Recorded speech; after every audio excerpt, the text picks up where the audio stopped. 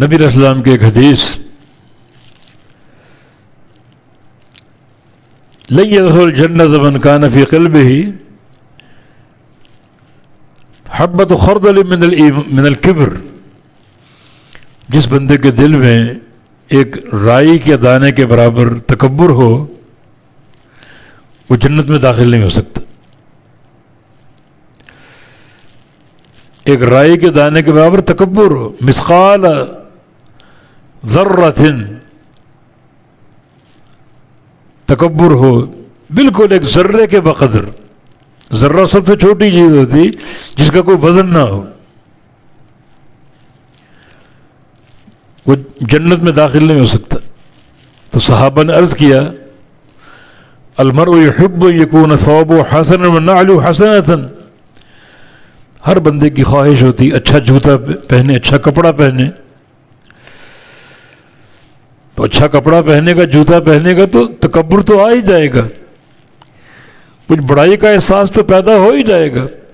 اور آپ فرما رہے ہیں کہ یہ کیفیت اگر ایک رائی کے دانے کے برابر ہو پھر بھی جنت میں داخلہ نہیں ملے گا۔ تو رسول اللہ صلی اللہ علیہ وسلم نے ارشاد فرمایا کہ یہ تکبر نہیں ہے، یہ خوبصورتی اور جمال ہے۔ پھر تکبر کیا ہے؟ یہ دو چیزوں کا نام، بطر الحق وغمت الناس، حق واضح ہو جائے اور اس کا انکار کر دے، حق کا انکار کرنا تکبر ہے، وغمت الناس اور لوگوں کو حقیر جاننا۔ یہ حقیر جاننے کے آثار ہیں، مذاق اڑا جانا، برے القاب سے پکارنا اور عیب جوئی کرنا، عیب لگانا،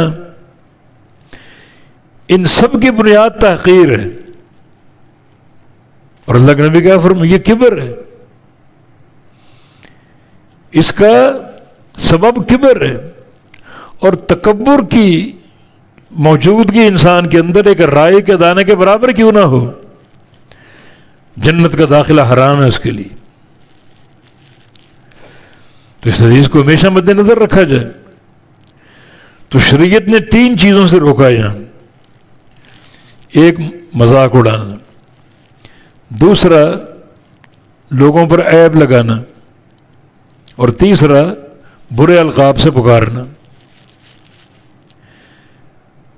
عیب لگاؤ گے کب؟ جب عیب جوئی کرو گے، عیب تلاش کرو گے۔ ایک بار نبی علیہ السلام تشریف لائے، صحابہ کرام بیٹھے ہوئے تھے، تو آپ نے فرمایا کہ یا معشر من آمن بلسانہ ولم يدخل الایمان فی قلبہ، اے وہ لوگوں جو اب تک صرف زبان سے اسلام لا سکے، ابھی تک اس کے دل میں ایمان داخل نہیں ہوا۔ کس وجہ سے؟ آگے جو وجہ بیان کی، جو حدیث آگے حکم دیا آپ نے، اس سے وجہ واضح ہوتی کہ لا تغتاب المسلمین، مسلمانوں کی غیبت نہ کرو، ولا تتبع عوراتہم، اور ان کی عیب جوئی نہ کرو، ان کے عیب تلاش نہ کرو۔ مانا یہ مرض اگر کسی بندے میں موجود ہو تو نمازوں کے باوجود، روزوں اور حجوں کے باوجود ایمان اس کے دل میں نہیں اترا، زبان تک محدود ہے۔ تو فرمایا کہ اے وہ لوگوں جو زبان کے مسلمان بن سکے، اب تک ایمان ان کے دل میں داخل نہیں ہوا، غیبت نہ کرو۔ مانا غیبت کرو گے تو ایمان اوپر ہی اوپر ہے، اندر داخل نہیں ہوا۔